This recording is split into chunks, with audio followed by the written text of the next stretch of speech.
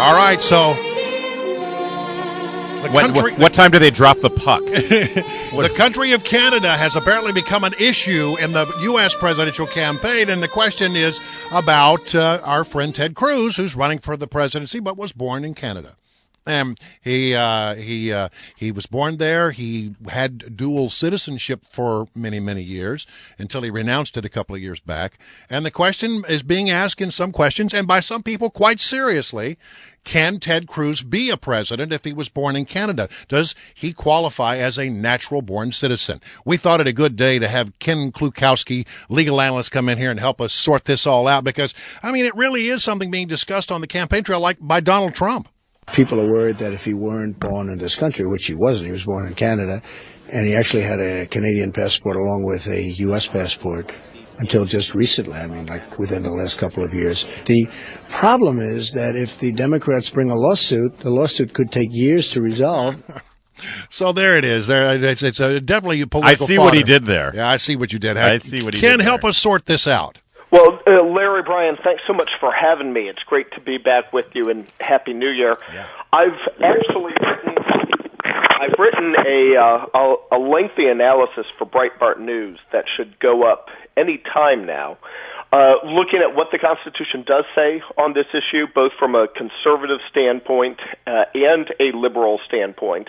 The reality is that the text, history, and structure of the natural-born clause of Article 2 of the Constitution, whether you look at it through a conservative lens or whether you just look at it the way liberal judges look at it, considering only the purpose and the consequences of a particular interpretation. Either way, the point was to make sure that a person who would be president would be born a U.S. citizen, would be a U.S. citizen at the moment of birth so that they would never have divided loyalties to another country. And that's why that top conservative and liberal lawyers and legal scholars have all said that they believe Ted Cruz is a natural-born citizen under Article 2 of the Constitution. Why do you think this keeps coming up? Well, I don't want to speculate too much as to what's going on inside the Trump campaign in terms of as they talk about Senator Cruz. I mean, all of us see the poll numbers, and it looks like Senator Cruz has pulled ahead to a sizable lead in Iowa at this point. So I don't know if this is all a play in terms of how that might impact the poll numbers against these two candidates who are in places number 1 and number 2 in Iowa. But there's an easy way to test this, and that is we don't need to wait for the Democrats.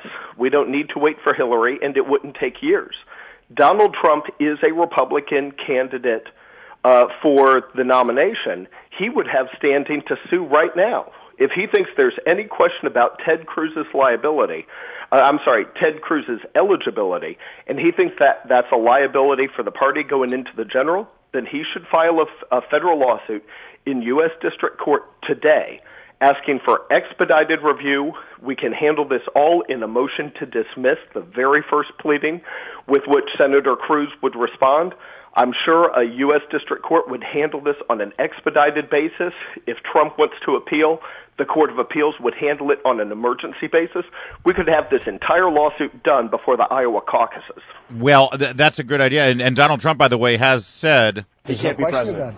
Well, I would say that he can't be president. If you're not born in this country, you can't be president. But actually, Donald Trump has also said... I hear that it was checked out by every attorney and every which way, and I understand Ted is in fine shape. Well, and then Ted Cruz has also said... I hope that's not going to be a problem for him, but I've been hearing a lot about it. So it's certainly a concern, I guess, for the party, but I hope that's not the case. I'm not involved in that, but a lot of people are bringing it up. So I'm not sure what Donald Trump is going to do, Ken Klukowski. It is pretty amazing politics, though, and that's the cool thing about you is that you observe politics as well as the law, and I think that was pretty good political insight. If he really had a problem with this, he could file the suit right now. Well, what would that look like? I mean, what about the concern that this could bog down a potential future President Cruz with all of these lawsuits challenging his eligibility? Is there legitimacy to that?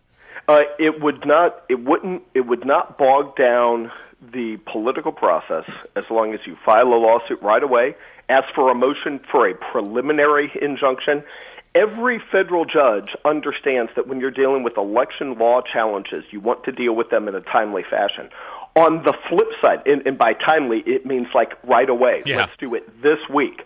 On the flip side, the U.S. Supreme Court has said that the closer an election gets, the more reluctant the federal courts should be to ever weigh in on a matter, even if there is a legitimate legal issue there. And that is why the courts say, as soon as you identify an issue, you need to bring it ASAP so that the court can resolve the matter in time to make sure that the people are unfettered when it comes time to share their voice on Election Day. So now that this issue has been identified, Donald Trump has set a stopwatch for himself.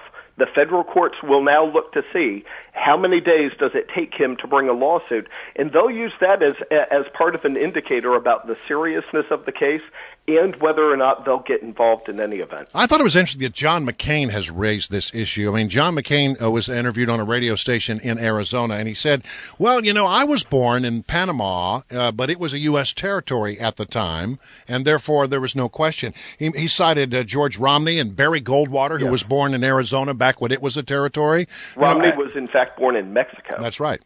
Yeah, and so the question is, I guess, in the cases of McCain and Barry Goldwater, those were territories, and then Canada, of course, is a whole different country.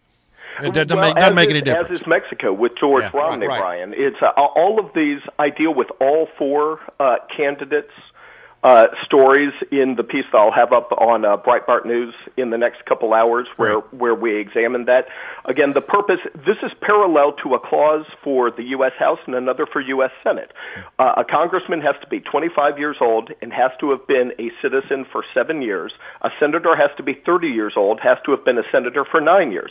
A president must be 35 years old and have been a citizen since the day he was born. That's what it comes to. It's not a matter, both for conservatives and for liberals, and I come at this, of course, from a conservative standpoint. So I look at the text, history, and structure of the Constitution on this. Yeah. The Founding Fathers, we see this from a law that Congress passed in 1790. Remember, the original Constitution was adopted in 1789.